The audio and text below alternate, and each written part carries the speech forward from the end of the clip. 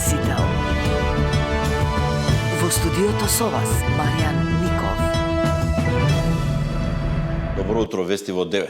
Во основниот кривичен суд Скопје денеска треба да биде изрешена пресудата за случајот со прегазувањето на Фросина Кулакова, откако на судењето што почна на 9 овој месец, обвинетиот Васил Јованов призна винна за делото тешки дела против безбедноста на луѓето и имотот во сообраќајот за сообраќајната несреќа што се случи во јануари годинава на булеварот Партизански одреди во Скопје.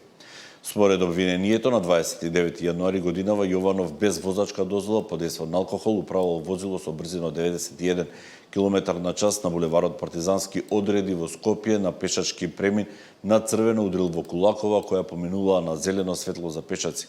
Од силата на ударот Фросина се здобила со тешки телесни повреди и починала на лице место. За делото за кое се товари Јованов е предвидена затворска казна од 20 години. Основното јавно обвинителство Скопје поднесе обвинителен предлог и против таткото на Васил Зоран Јованов за кривично дело предизвикување општа опасност кој му дозволил на својот син да управува патничко моторно возило Peugeot 207, иако знаел дека нема возачка дозвола и е сторител на сообраќајни деликти. Министерката за образование и наука Весна Јаневска денеска ќе учествува на панел дискусијата во рамки на 14-тиот годишен самит на Македонија 2025. Јаневска ќе зборува на панелот на темата образование на еднината, градење лидери, мислители и иноватори. На самитот Македонија 2025 денеска фокусот ќе биде ставен генерално на вештачката интелигенција, но и како ова револуционерна технологија ќе влијае на развојот на индустриите. Годишниот сајм на Македонија 2025 е најголем досега и обединува над 700 учесници, вклучувајќи домашни меѓународни лидери, предприемачи, креатори на политики, меѓународни експерти и представници на академската заедница и на граѓанскиот сектор.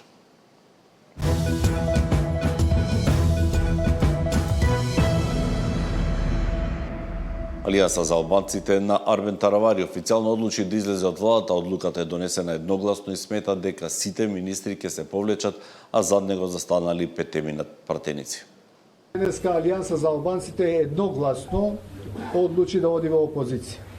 Беше состанок на председателите на ограноците, на многу функционери на Алијанса за албанците, на која што констатиравме дека минатата година со гордост ја донесовме промената во албанскиот блок после 20 години. И за тоа сме многу горди. Меѓутоа, промените што ги ведивме, за жал, не ги испорачавме. И тоа секојдневно граѓаните не критикуваат. Затоа, ние одлучивме да се вратиме кај граѓанинот. Да побараме од нив доверба во октомври за локалните избори. Кога со Влен се обидувавме околу 6 недели, иако имаме сопствени советнички листи, да изнајдеме начин за меѓусебна поддршка за кандидатите за градоначалници. Меѓутоа, не успеавме во тоа и денеска констатираме дека доколку има недоверба во тие што се членови на владата, доколку има конспирации и секакви сомнежи, немаме што бараме таму. Едноставно, подобро да бидеме надвор, да се вратиме граѓанинот, да го слушнеме нивниот глас, инаку, да бидам искрен, има огромно незадоволство од сите граѓани, меѓутоа посебно од албанците, за тоа како владее Влен во оваа влада. Што се основните незадоволства? Например, балансерот се тргна и ние ветивме во ноември или декември дека ќе го донесеме законот за правична застапеност. Сега сме веќе 12-13 мај, никаде не е законот. Може би ова ќе биде тригер фактор за да балансерот помине овие денови, да ни покажа дека вие не можевте, ние го донесовме, меѓутоа и тоа е допринос, и тоа е помош. За жал, мора да констатираме дека во повеќето институции албанците се жалат дека третманот за тие вработени во администрацијата дека е полошо отколку порано, што нас искрено не загрижува. Исто така, многу ни е битен и европскиот пат на Македонија.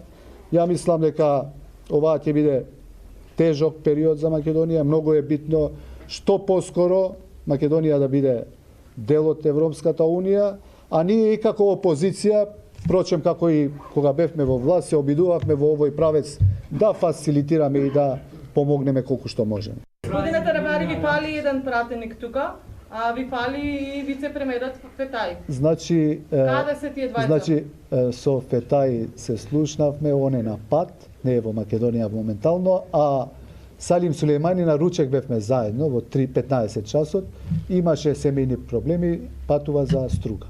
Соработувате ли со ДУИ, од каде очекувате поддршка за вашите кандидати во Значи- општините и во кои општини Значи, имате кандидати? во моментот немаме никаква соработка со ДУИ, сме кажале дека имало комуникација, меѓутоа нема никаков договор со ниедна политичка партија, меѓутоа сега кога одиме во опозиција, нормално е под демографскиот состав на општините да соработуваме со опозицијски партии, па некаде можеби, иако има некоја позицијска партија со која што можеме да изнајдеме заеднички јазик.